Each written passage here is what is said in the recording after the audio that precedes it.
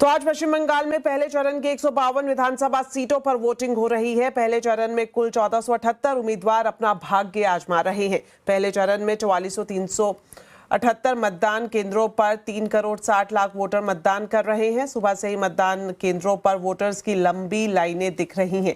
Voters उत्साह के साथ मतदान कर रहे हैं। बीजेपी नेता सुवेंदु अधिकारी और दिलीप घोष ने भी मतदान किया। पश्चिम बंगाल में मतदान के बीच कई इलाकों में जमकर बवाल देखने को भी मिला।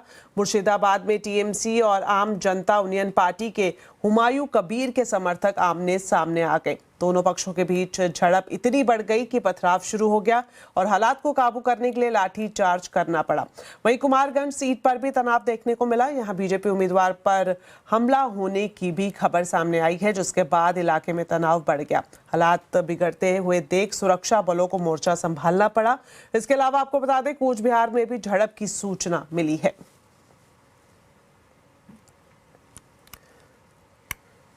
तो पश्चिम बंगाल में इस वक्त वोटिंग का ताजा अपडेट जान लेते हैं। हमारे साथ जुड़ रहे हैं संवाददाता अरुण सिंह मुर्शिदाबाद से।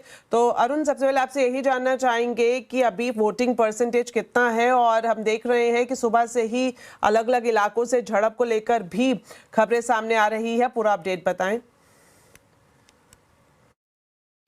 पश्चिम बंगाल में पहले चरण के मतदान में 152 सीटों पर वोटिंग चल रही है। लगभग 75% के आसपास 3 बजे तक अपने मताधिकार का प्रयोग लोगों ने कर लिया था।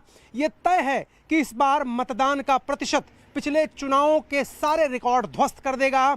जिस तरीके से लोग उमड़कर 6:30 बजे से ही अपने बूथों पर लाइन लगाकर खड़े हो गए, क्या महिलाएं, क्या बुजुर्ग, हर तरह के, हर तबके के लोग अपने मताधिकार का प्रयोग करने के लिए सुबह सवेरे से ही लाइनों में लग गए और अब तक लाइनों में लगे हुए हैं। दोपहर में कुछ इस तरह के बूथ थे जहां पर कम लोग दिखाई दे रहे थे, लेकिन एक बार फिर जैसे जैसे शाम की तरफ समय बढ़ रहा है, लोग और ज़्यादा संख्या में अपने मताधिकार का प्रयोग करने आ रहे हैं। इस वक्त पूरे मालदा और मुर्शिदाबाद में कुछ इलाकों में स्थिति थोड़ी देर के लिए तनावपूर्ण हो गई थी, जब हुमायूं कबीर ने यह आरोप लगाया कि तृणमूल कांग्रेस के लोग उनके वोटरों को जाने नहीं दे रहे, उनके साथ धक्का मुक्की मारपीट कर रहे हैं, पुलिस को लाठीचार्ज करना पड़ा और उसके बाद स्थिति को काबू में कर लिया गया। लेकिन जो 152 सीटें जहां पर चुनाव हो रहा है आज पश्चिम बंगाल में, सबसे ज्यादा नजरें भारतीय जनता पार्टी के प्रदर्शन पर होंगी, क्योंकि पिछले चुनाव में जो 77 सीटें उन्होंने जीती थी उसमें से ज्यादातर सीटें इसी इलाके से उन्होंने जीती थी। वहीं टीएमसी पूरी कोशिश कर रही है कि एक बार और ममता बनर्जी को मुख्यमंत्री बनाने लायक बहुमत उनके पास मिल जाए।